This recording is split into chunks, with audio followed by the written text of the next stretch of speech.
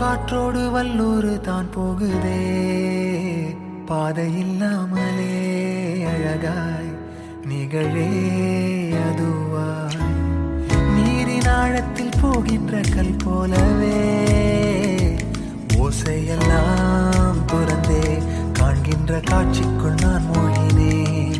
திமிலேறி காலை மேல் தூங்கும் காகமாய் பூமி மீது இருப்பேன், புவி போகும் போக்கில்